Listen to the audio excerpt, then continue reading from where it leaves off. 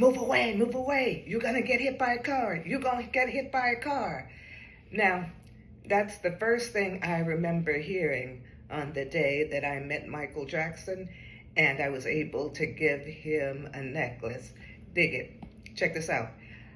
I was actually chasing a bunch of myself and other supporters were actually chasing Michael's black SUV as it left the Santa Barbara County Courthouse and headed into Neverland. So we had been waiting at Neverland to greet Michael. When he was finished with the trial, we were outside the gate. Michael was driving up to the gate and a bunch of us ran after the SUV because sometimes Michael stopped and greeted his fans. So we were all trying to get a shot. So, yes, I risked almost getting smacked and run over by Michael Jackson's SUV, but something miraculous happened. The SUV slowed down, right, and then it stopped. The window, Michael rolled down the window and started talking to fans. I'm all, yes, yes. And so I pushed my way through the crowd. I was squeezing, and I saw the nice young man and his wife. They had been kind enough to give me a ride out there to Neverland, right? So I followed his lead. He stuck his head in the window, handed Michael a notepad. Michael signed it and gave it back to him, and I was next. I'm all, yay.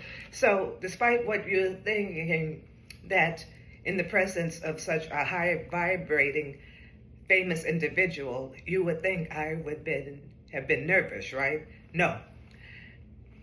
For some reason, I was calm. Michael felt like family, you see.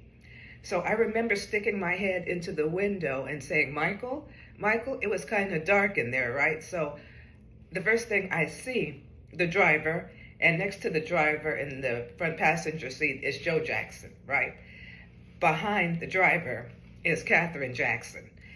Jackie Jackson is in the way back, right? So that means Michael must have been in the middle seat, one of the middle seats, near the window that I put my head into, right? So I just said, Michael. And I remember Joe kind of looked at me and shook his head and smirked.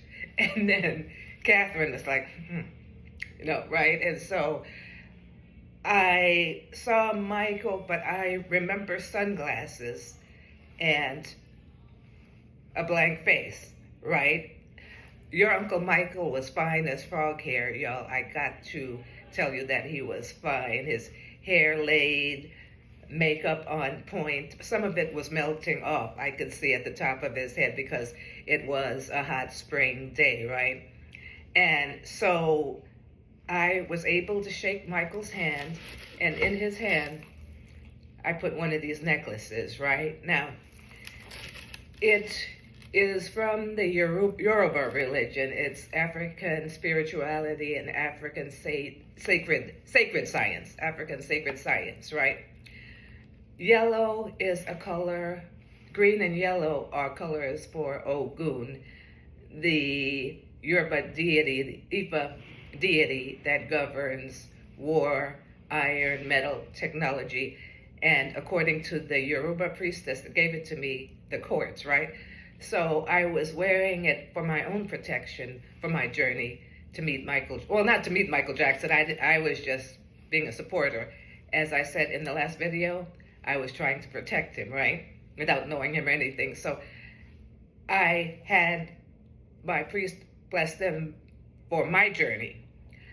But for some reason, spontaneously, when I saw the SUV, I pulled it off of myself and felt the need to give it to Michael. So I put it in his hand.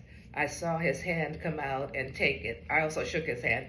It was firm and soft, and confident, right?